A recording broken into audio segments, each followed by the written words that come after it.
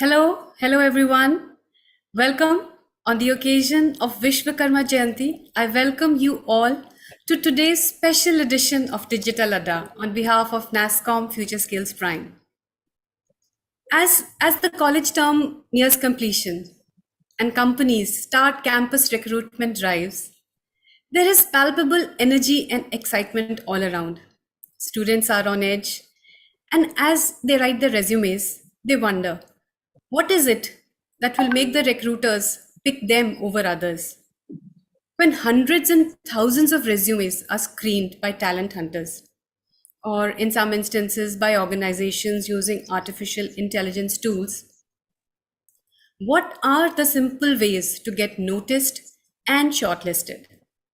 We have invited an August panel to discuss the same. The topic is Simple Hacks to Improve Employability. We have with us today Dr. Gopal, Tadepalli, Anna University, Dr. Harshal Shah, Parul University, Dr. Manikandan, Vellore Institute of Technology, Professor Hemant Uppala, Dayaanand Sagar Institute, Sridevi Sira, NASSCOM FutureSkills Prime. Sridevi will be moderating the session. Take it away, Sri. You're on mute. Thanks so much, Kamna. In fact, it can't be a better day to catch up with all the academicians that I've been friends with for some time than this day, which is an important day for all of us at the Skills. A happy Vishwakarma Day that we are celebrating. This is something that I would wish to everyone on this call and all those who are actually attending this from various locations. So when we talk about it, it's like when we look at the world right now, it's continuously transforming, and it has latest advancements of technology, and everybody is talking about employable skills. So much so that we did not hear in the recent times, sometime back skill was not a real important thing, and that wouldn't get discussed so much. Today, only about 61% of the total world population is at an employable age, and not everyone is capable of the job as the other.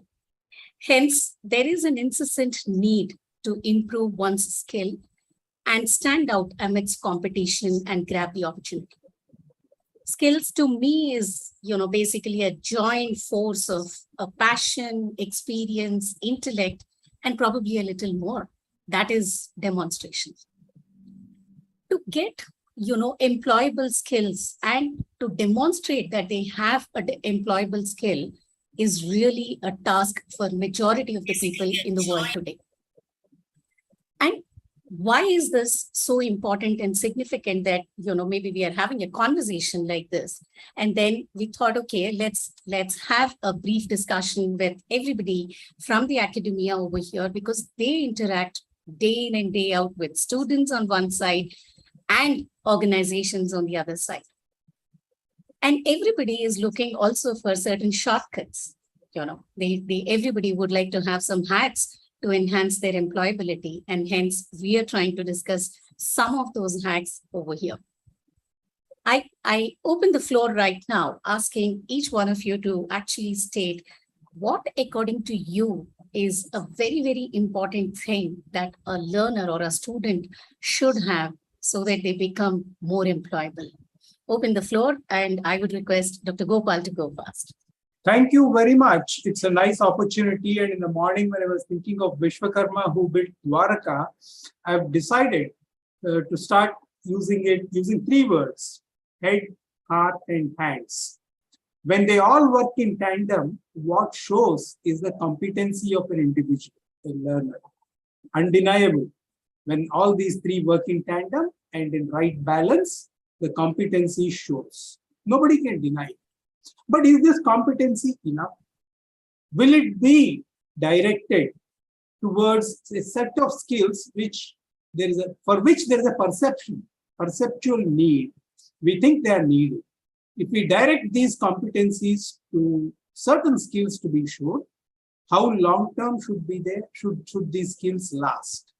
Is it a case where we are identifying a set of skills that are needed for the next 3 months, 12 months, 18 months, 3 years, 5 years.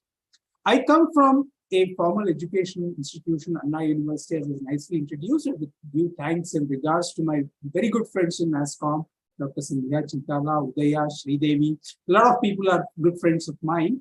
So I do keep discussing the same thing over them, saying that what we aim at is lifelong learning, which is essential.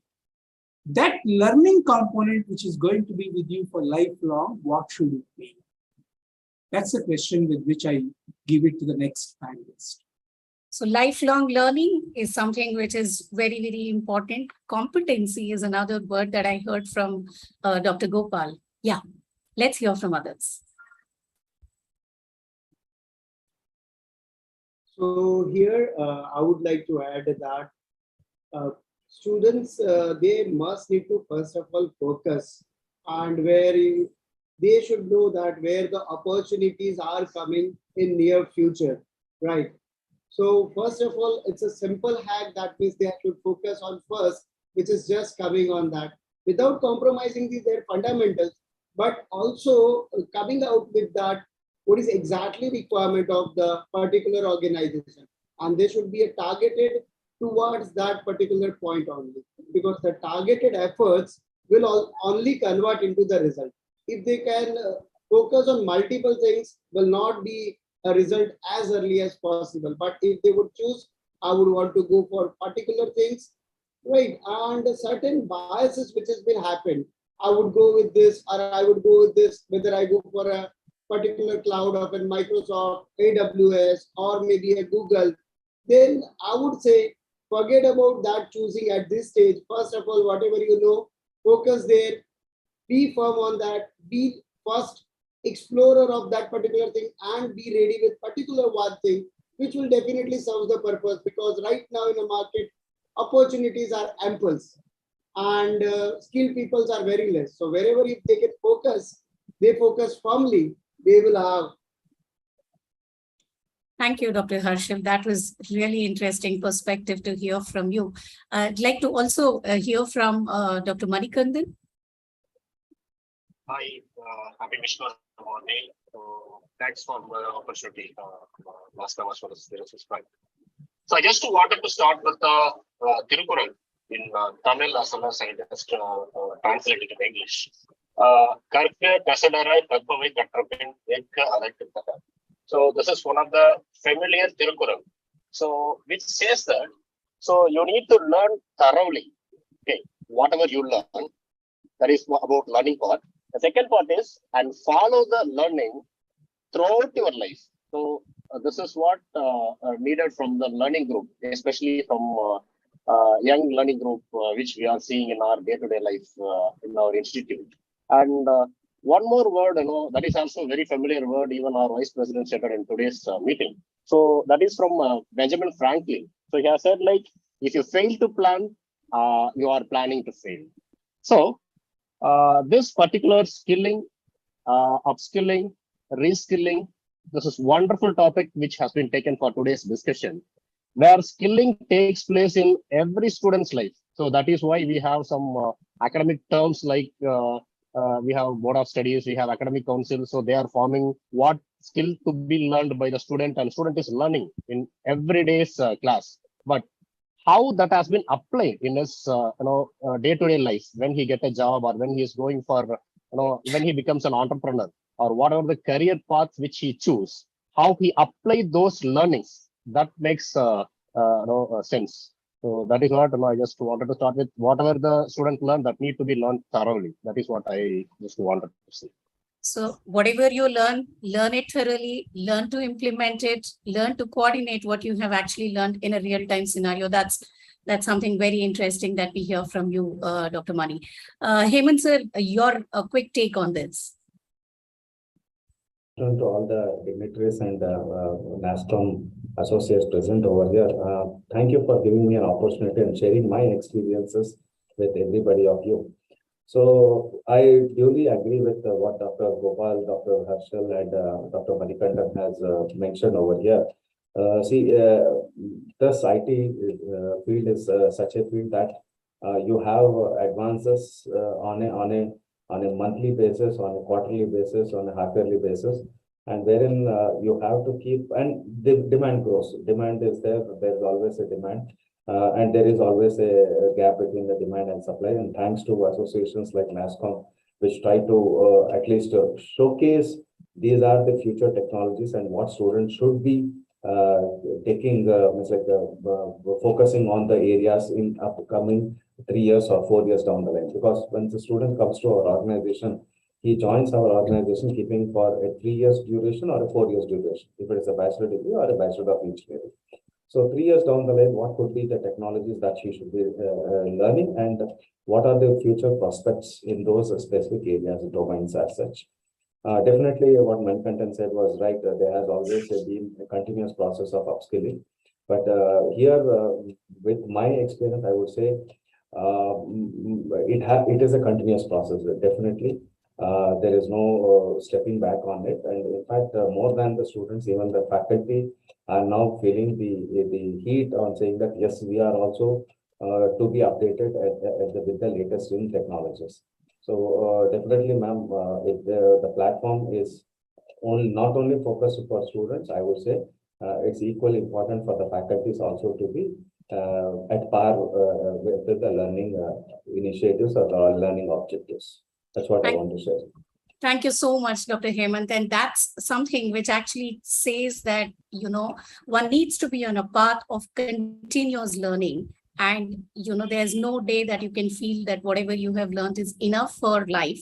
And if that quest for continuous learning is not there, then probably all of us will halt somewhere in our life, which is definitely not something that we would like.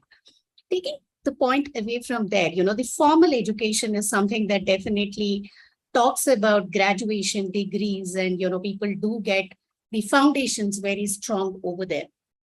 But today, there's so much that one needs to actually add to their skill bank, that if they don't do it, then probably they're becoming obsolete. So the learning of a school or a college segment can happen only to a certain extent, and enhancing that from there on should be more left to the owners of the learner, more of self-learning. That's where I see more often or so recently, we find a lot of these MOOC platforms or, technology intervening. The formal education system has become a common phenomena. What is your take on how do you see these MOOC courses, and what is good, and how does one enhance their skills through these, the MOOC courses that somebody is learning? May I take a start on this? Please. You see, it is a very good change that we are seeing in the context of higher education and many other education institutions. We are not preparing students for tomorrow. We are acknowledging that students are now. And therefore, these welcome inclusions in the way the curriculum is actually transacted with the students now is being perceived. The concern in MOOCs is one, there is a need for a stronger impetus to keep the focus on what that MOOC is doing. I've done a couple of MOOCs. They are all on the running. The observation that I have is that the way the MOOC course is being done requires more commitment from the learner, yes. It's not enough to enable the MOOC courses being credited by the student, but also it requires some kind of a thrust from the institution to make them actually do. The dropout rate is very high, for example. Second point with which I will leave for my other colleagues on the panel to take on is that the market dynamics are something that are determining which MOOC will be taken up. They would want to show it on the paper that they have done this MOOC, they've done this MOOC, whatever happens. And the market dynamics are not likely to help for a longer time.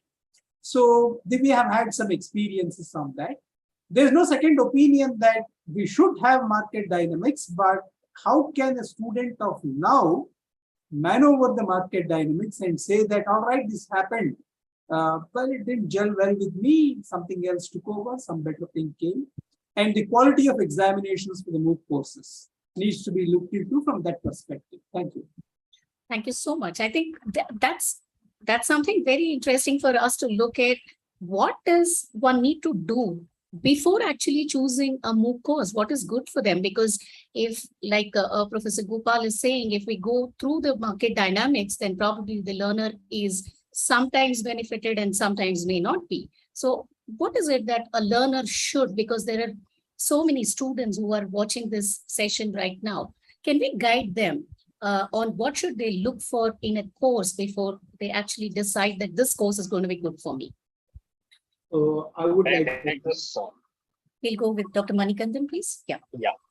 So, first of all, thanks, Dr. T.V. Gopal, for mentioning a strong point. So, when we did our graduation, we don't have these kind of MOOC-based facilities. So, if you think current students' point of view, whatever the knowledge which he need to gain, he need not to wait for a classroom to happen. With a single click, whatever he feels, that will be in his hand. So that much of level where we are in technology, and we have plenty of MOOC-based platforms available. But it is very, very difficult for a student to find out which course to be done, which course will be useful for the students to implement in their the career path. When he is implementing it towards his career path, that's very difficult for a student level to choose which course to be taken. So, in my point of view, let me just take it with computer science based talk, and I will just map it with other departments as well. So, for a student, when he is joining in an institute as a fresher, every department or every branch student will be given a chance to do a programming language, a basic level of programming language. When he is choosing a MOOC course at the freshers level, my advice would be think about the current trend. For example, I will give you some example like Python. If you take Python, do some Python-based courses. If he is doing the basic courses in his curriculum, choose something advanced level in that MOOC course. So it can be aligned like Python in his curriculum as well as advanced Python as a course. And my advice for all the students when he is going to the second year level, any one simulation tool on their field of interest. So there are plenty of simulation tools available, and the simulation tools, some universities are offering it as part of their curriculum. So if they are studying as part of their curriculum, the choice would be like they have to choose one course which is at the advanced level of what they are doing in their regular course. Likewise, one process automation course.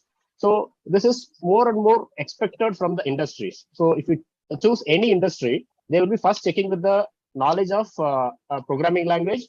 Based on that, what is the simulation tool which he could use, and process automation tool. So putting it all together, if a student get knowledge on all these things in their curriculum as well as advanced level through these MOOC courses, that will definitely helpful for their career path. That's what I feel. Ma'am, you are on mute.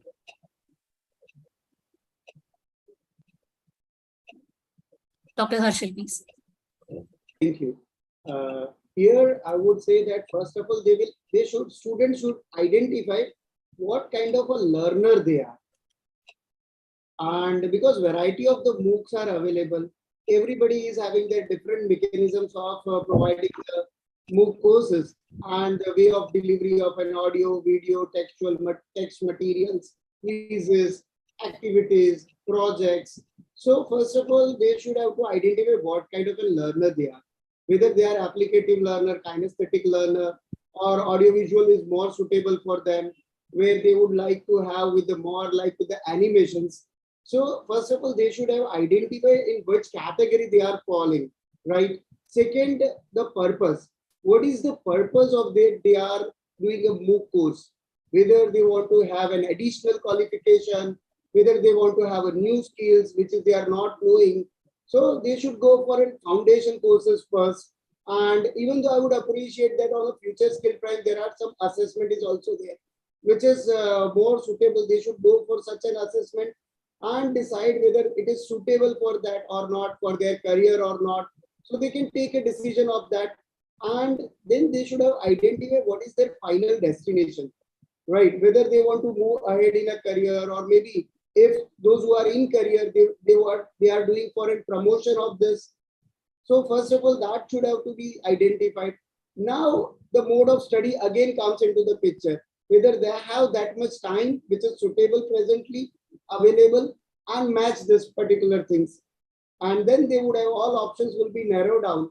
And most important factors which I have considered, if they apply during their research, they can finalize based on that research. And that would be the particular, you can say, this formula that they can choose what would be suited best for them. Dr. Hemant. Yeah, I definitely concur with all the speakers what they have said. So I'll put it in this way. Most of the MOOCs require a lot of motivation. Sir, Dr. Gopal sir, what you said exactly right. That it requires a lot of motivation from the faculty members for the students to take it up. So what I have experienced in our colleges, we created what we called as a career path. So what Dr. Harshal and Dr. Manikandan was telling. So if a student is interested in particular domain or a particular skill that he has to appear, so these are the type of courses that over a period of time, 2 years to 3 years, he can take it up so that he would be master in at least one specific component or a skill. The second thing is how do you incentivize these MOOC courses? So definitely giving incentives in form of additional marks or credits is what many of the institutions are also doing it. That also would help students to take it up. And what Manikandan sir was telling was right. If there is a subject called Python in first semester, okay, try the students to take up the same course in the MOOC also, put it as an assignment. So that see, assessment is also one aspect because you also do assessment, and in fact NPTEL and all those in fact FutureSkills also does an assessment. Based on the assessment, you give some incentives in form of marks or credits. So that will definitely help the students to take it up. That is what I say, the motivation behind pushing somebody to learn some specific skill. So these are some of the experiences which we have encountered, and definitely, sir, what sir Gopal sir was saying that assessment has to be relooked at. Definitely, it has to be keeping in mind that all the type of learners. In fact, some might be very it's like slow learners might be there. There are so students who want an advanced level setup. But definitely, you can give some marks depending upon the assessment or the score they have scored in the final assessments. So this is my take on this one. So basically, choosing a course itself, on a MOOC mode, somebody needs to exercise all these parameters to evaluate whether that's good for them, or rather some other course is going to be more appropriate for them. Of course, there are, competency diagnostic kind of tools which are available on, various platforms and also on FutureSkills, which actually tell what is going to be an appropriate skill that, one needs to enhance basis their normal traits that they have within them. Choosing a course is one part of the story. Then, then we also discussed, everybody highlighted that certification is also very important. How important is this, thing called certificate is, some people merely see this, as a piece of paper or a certificate that somebody is actually accumulating. Is that the only purpose, or is there more to actually acquiring a graded certificate? And, we also talked about assessments, and I would like all of you to respond on what is the difference in an academic assessment versus a skill assessment and the certificates thereon.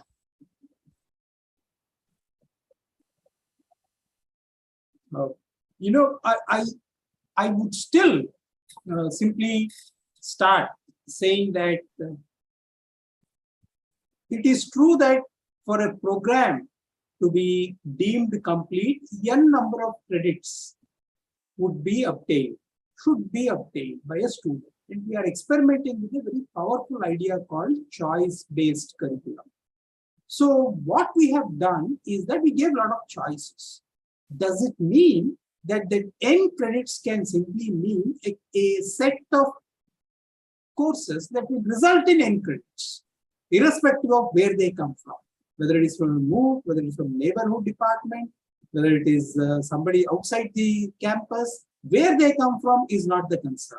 So the idea of certification needs to be positioned in a manner where the program is not lost sight of.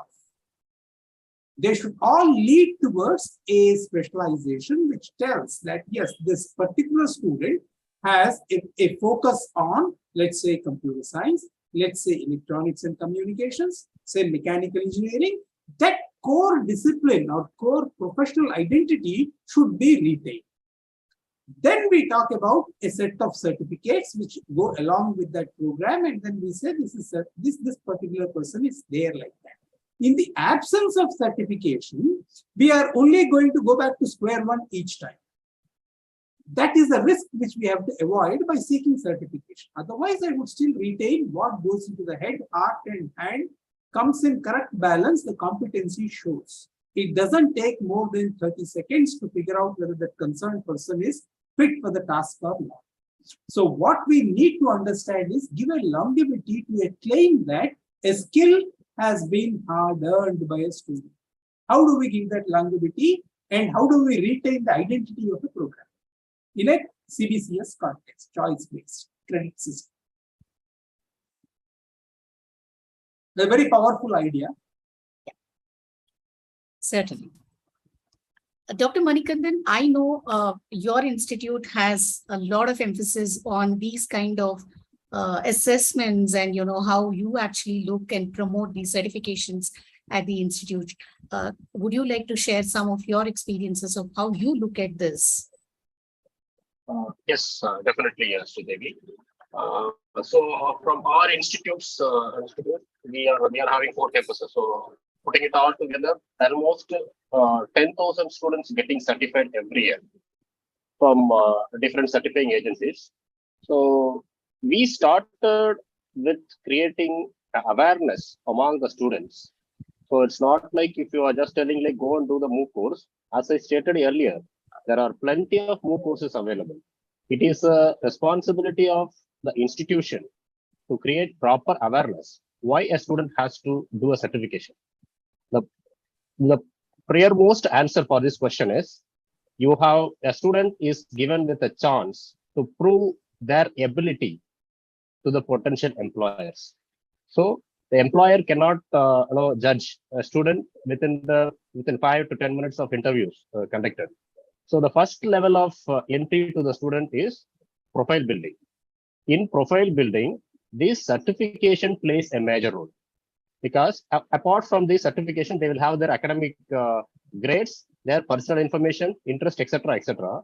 As a fresher level, the certification, the area which they choose, and the level of certification which they did. For example, if you take AWS, you have AWS practitioner, solution architect, likewise it goes. So if a student shows in his profile, like he has completed AWS solution architect, the way the industry see the student is completely different than other students. This is a first awareness which we need to create.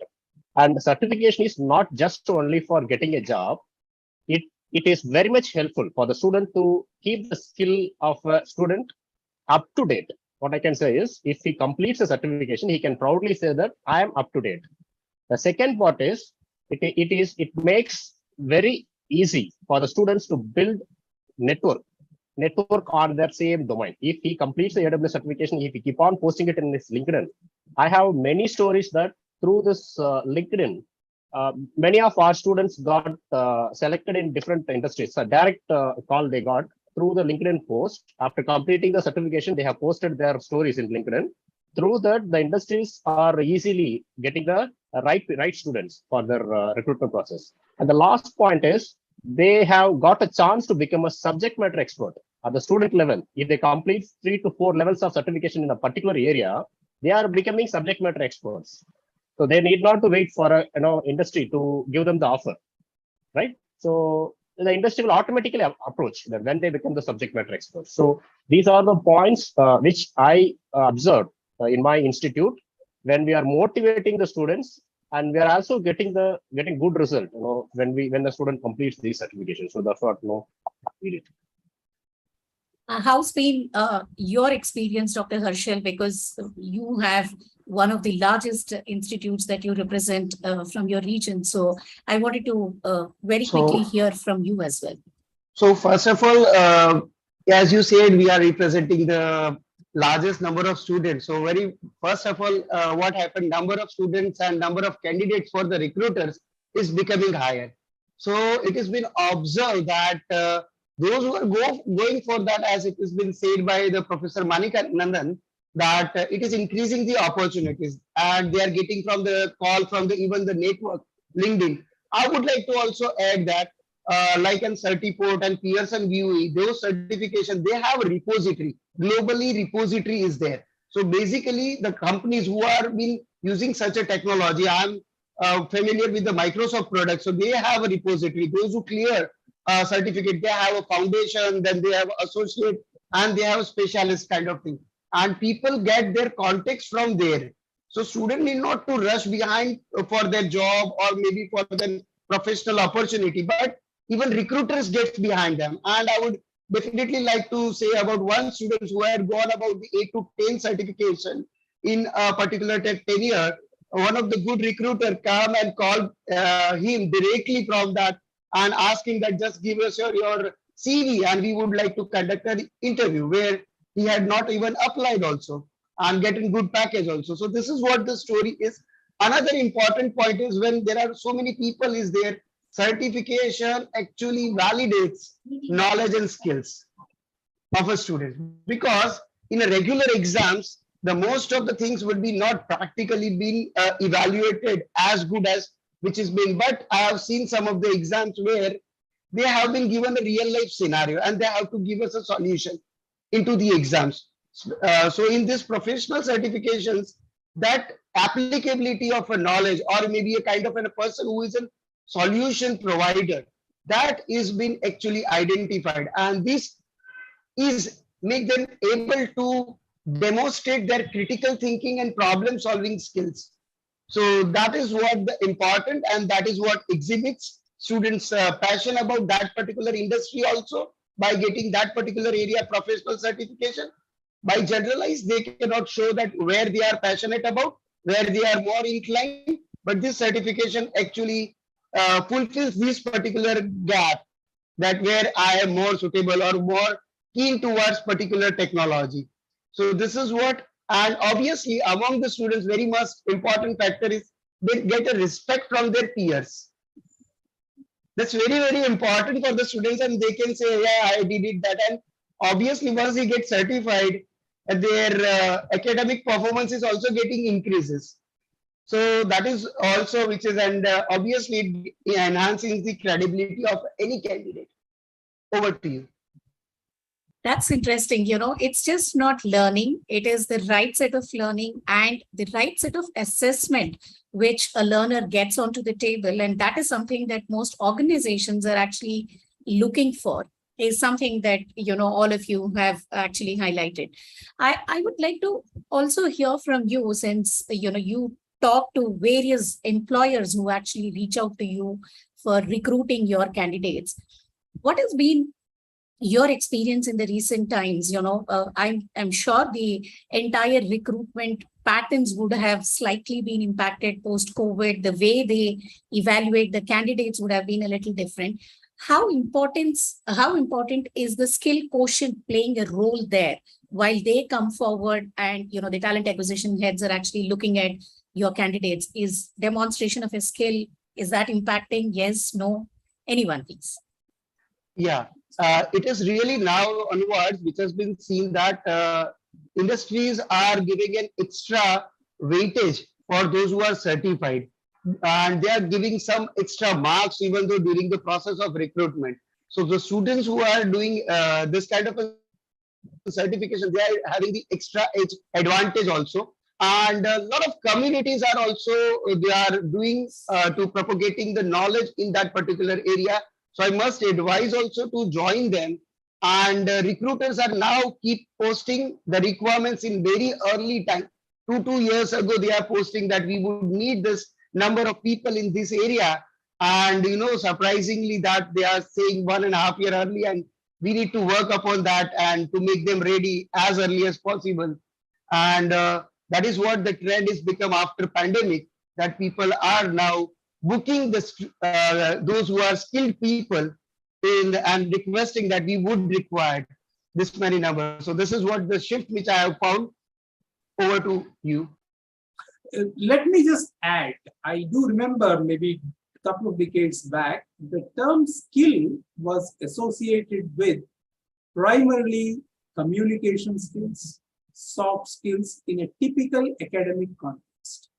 We do acknowledge that these do play a very important role in addition to the technical knowledge, in addition to the kind of program-directed set of courses, they do play an important role.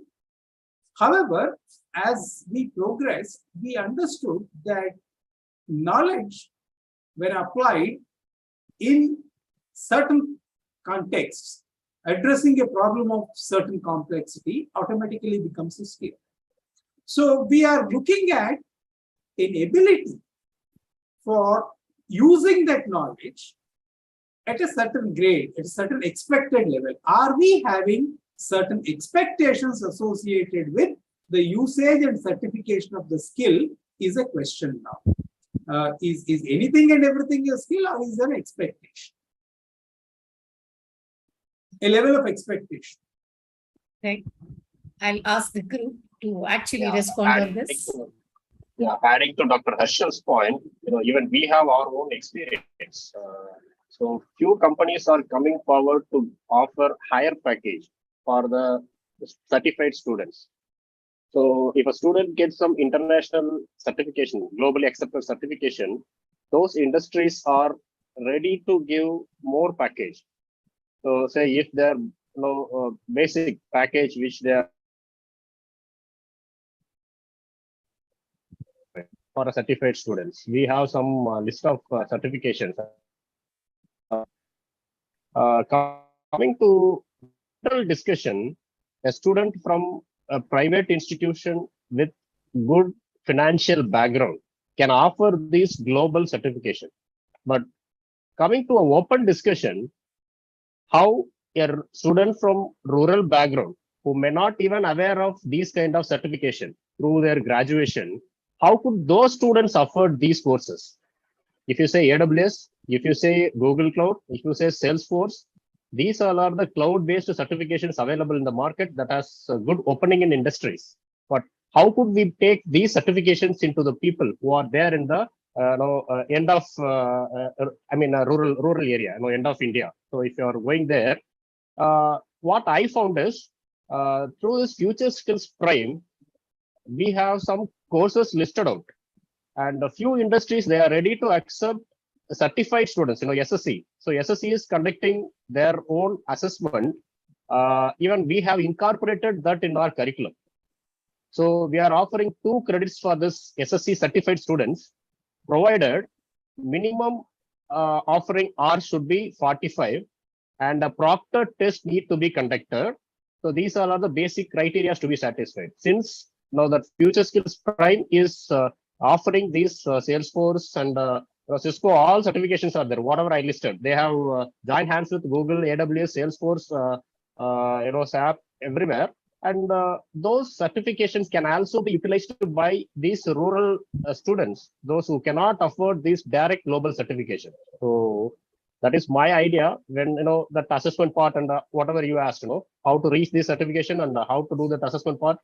I think these points can be connected with this FutureSkills Prime with SSC assessments. That is nice. We could understand the virtue, value, and the expectations associated with certification mechanism and how to reach it out. It's a good FutureSkills. FutureSkills is a nice idea which I've been associated with quite some time back, and we had one formal course attempted in Anna University right through the length and breadth of Tamil Nadu up to Nagarkoil. We were talking about it. And this is why current Vice Chancellor is also looking at very seriously about how to create an ecosystem that gives the student the impetus of both taking the course and the ecosystem makes sure that all these nice things which we have been talking about are assured. We did it with NASCOM. We hope we'll do more courses of that. So coming back to this simple point of reaching out to the students who are in remote parts, who are not really aware of it, how to spread the awareness is a big question mark. And that is where what we have thought of is that we need to catch on the industry in some sense, where when they are really moving around to various parts, they should also keep highlighting, interacting with students in person, making them understand that these are very important. Now, most of the institutions have what are called placement offices. They will be the nodes through which they can keep on talking. Wherever this institution is, they can push. I leave it at that. No, FutureSkills can be pushed. All of them have placement offices, and they should be making the students aware that this is how these courses are there, it's useful, position them, value, virtue, and expectations. Dr. Hemant, what's been your experience and what is it that you have observed with certifications and MOOCs and other things coming in while you are interacting with the industry? Yes. First of all, I would like to definitely agree with what Dr. Manikandan and Gopal sir was telling. In fact, I don't know about other states and all. FutureSkills has been a part of Karnataka state government, wherein they made few courses mandatory for all the students across the state of Karnataka. Now, what happens is, in fact, this helps the students. What you said was absolutely right.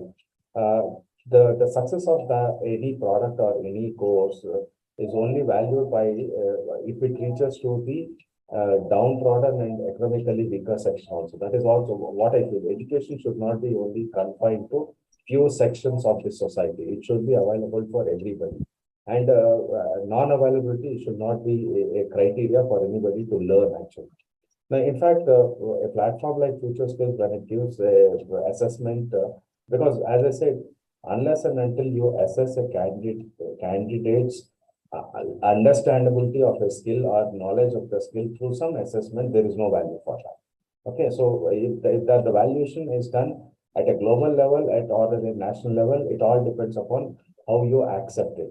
And in fact, since FutureSkills certifications are also accepted by the industry, so there is no doubt that today more, because see, today you are talking of not thousands, lakhs. There are crores of undergraduates, in fact, across India, if not 1.2 to 2 crores, who look at these skills as a gateway to a better future. So definitely, one way would be accepting them at the industry level, and all the students have access to those things.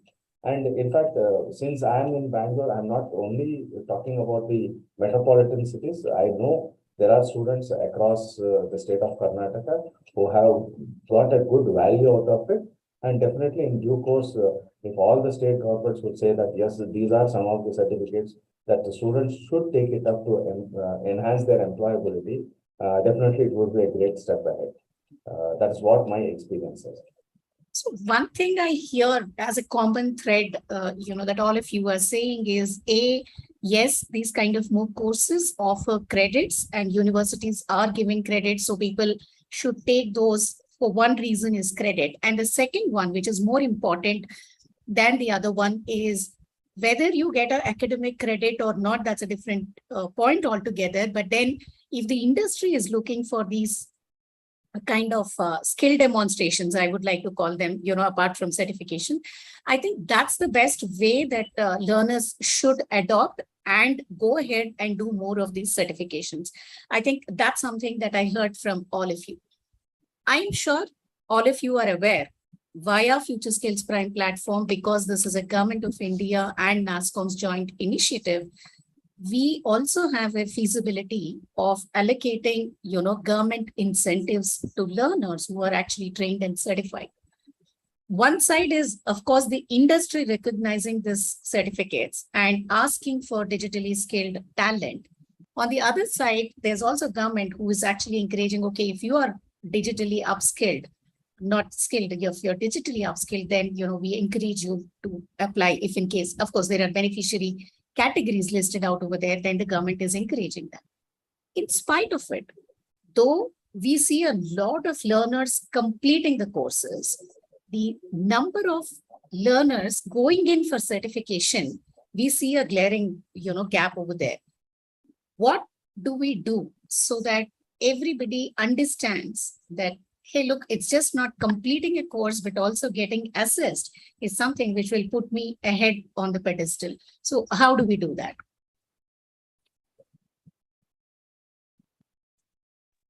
So, yeah, go ahead, sir. Gopal, No, sir, go no, ahead. please. That's a very good point. We need to make sure that a differential exists. Say, for example, NASSCOM has come out with many years back, maybe a couple of decades back, an idea called finishing school. So if one is already certified, they need not go through this. They get a jump start, they get billed from day one. Any other comments? So that's the disadvantage of going for certification. That should come out very clearly, saying that if you have gone ahead for a certification, then you got a certificate, you get a jump start. You'll get billed from day one. Need not be when you don't go through the certification, you simply complete. Let's say one differential. Others? Yes. I would like to hear everybody's thought on this, because this is something that we will take away as our homework to work with many learners to get them encouraged towards certification. Dr. Harshal, what's your take on this? Yeah, How do we get that? I want to also add that a lot of communities also been run by, like Google does have Google developer student club, and Microsoft have a learn ambassador kind of a concept. Then UiPath does have their student champion. GitHub have GitHub campus expert. So you have to get at that particular integrate with yours. So there your hands and legs would be more having a more length and breadth. And they do appoint and many campuses as a student. When student talks to the students, they have more impact. When faculties or the authority talks, yeah, it becomes an obvious affair for them. So if we can have a student ambassador concept, which I had also suggested, that would, and you can connect with all these communities, where community comes into the picture. Community does not have any objective. When any organization comes, everybody think about they would have any objective, or maybe they have their hidden agenda. Any MOOC platform, they comes up and offer something free. They may understand it might be for condition applied, or maybe up to certain durations only. If we can integrate this all efforts into one particular channel, definitely our reach and awareness would be higher.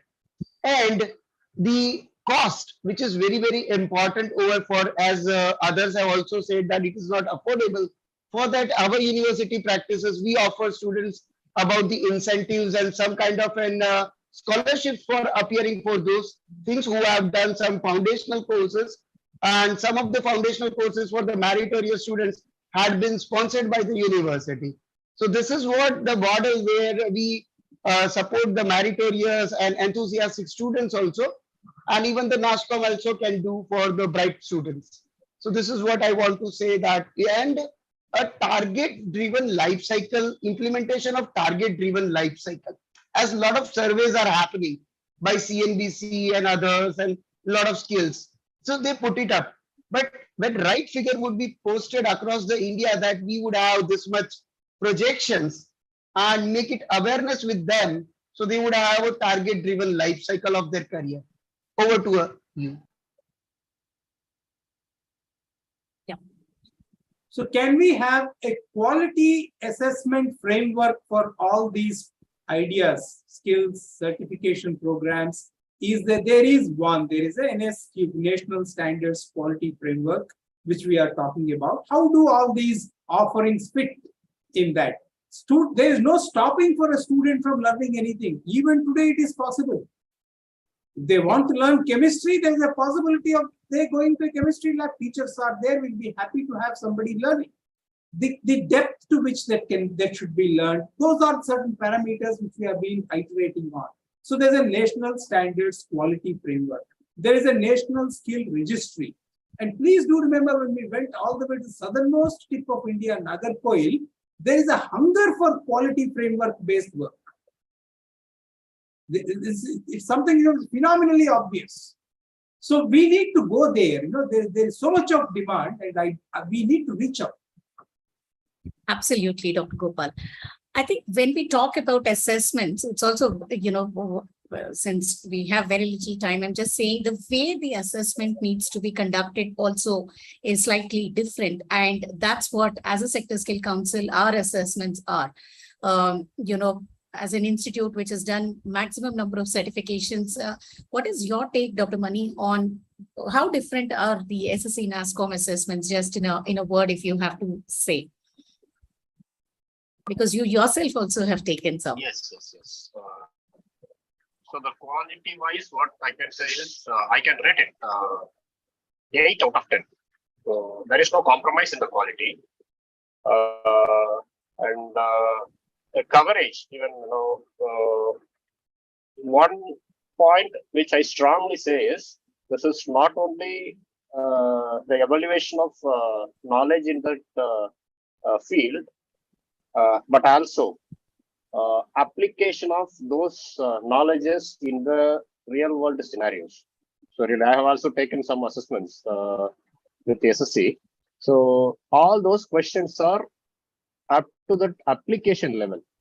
So it's really challenging, and those Bloom's taxonomy and all very well followed in that assessment. So I really appreciate the way it is organized.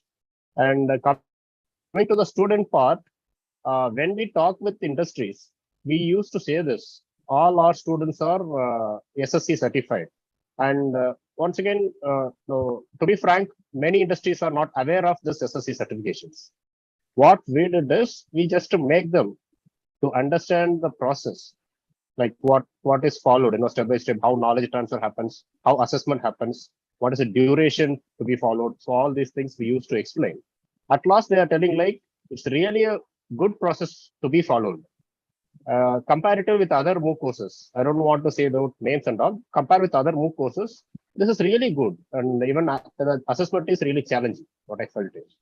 Thank you. I think, and one more point I just want to add, why the reach even with the industries, it has not happened. Few assessments, few certifications. What I can say is, some companies are not including those students who certified with some areas for the first level of test. They're just leveraging that. So why can't NASSCOM take an initiative to discuss with their prime partners and ask them to give some sort of leverage like this to our students if they get certified? So, for example, if you have some skilling program, if a student complete the skilling program, if there are 5 rounds of interviews, the first round can be leveraged to those students who complete this certification. Then automatically the student community will come to know about this process, and definitely it will get good reach. See, the long-term credibility happens when there's an end-to-end flow control in this exercise. We should know who is the student, bona fide student, who is taking the examination, where is the question paper going, how is the answer script coming, how is that evaluated, how is the grade path, non-transferable grades. That much of end-to-end flow control is necessary, and for that, the institution should own it up. It should be an integral part of the institution to make sure that the end-to-end flow control. It will happen. We are still managing it. I'm so happy that we are having a little bit of homework coming back our way on what we also are expected to do on the ground. And we are definitely noting down all these points, and we'll start working a little more. Not that we are not doing it right now. I quickly, as a last thing, we just have one question from the audience. Because we are constrained for time. How can a student, how a student can have IT skill even though they have chosen a path of management or arts and still acquire IT skills, which has become a must knowledge nowadays. Hence, IT skill foundation courses or individual skill courses like database, cybersecurity must be available. How can a university play a role here? For example, I have done vendor neutral IT certification in database course from a university. How do I actually do other courses? Coming from a non-tech kind of a student trying to do a tech certification, how will this be valued, by the ecosystem? That's something that the learner is trying to ask. One, statement from my side is today, irrespective of which stream you come from, where is it that you're working, technology has become all pervasive, and this knowledge becomes very, very important for your personal growth, and also, demonstrating that you are the Gen Z, as the, organizations are actually looking for. So demonstrate that you are capable of doing multiple things, even though you come from a non-tech kind of a thing. But on that, I would like to hear, your response, especially Dr. Hemant, because you have been interacting with a lot of management students. And what is it that you would like to suggest a student like this? Last 2 minutes, if I may interrupt. Last 2 minutes, please. Yes. So definitely from my side, because we are affiliated to a state government institution, many of the institutions and governments have already implemented the NEP. Under the NEP, what has happened is, irrespective of any department or course or stream, you are necessitated to learn some few skills in the IT sector also. And especially coming from a commerce background or a management background or an arts background, it has to be brought to the notice of the student that these type of skills are definitely on a platform like FutureSkills, and everything can be available for the students so that they can take up these courses.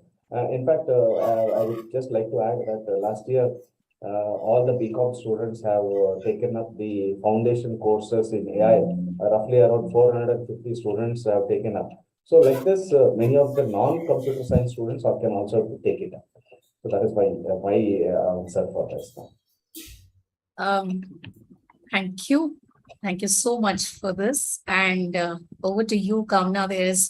This has been an interesting discussion. I feel an hour was really short for all of us to capture the thoughts, but I think a lot of interesting things have come out, where we're talking about skill, we're talking about demonstrating those skills, where the organizations and the universities are actually giving a lot of value to these, skills. And we have seen a lot of examples where students are demonstrating that they have these certificates and were well received by the industry, and industry has actually reached out to them with offers. Very interesting conversation. Back to you, Kamna. Thank you, Shri, and thank you so much to all the panelists for the very, very interesting insights. The benefits of certifications are many. Hopefully, students got an insight into how they can choose the right course to further their careers. The session is available on FS Prime, that is FutureSkills Prime YouTube channel. For all those who missed the session or who want to go through the session again, please do go to our YouTube channel and watch the session again. Thank you so much. And we will be in touch with all the panelists. Thank you. Thank you. Thank you, ma'am. Thank you very much, everyone. Thank you. Thank you very much. Thank you. Thank you.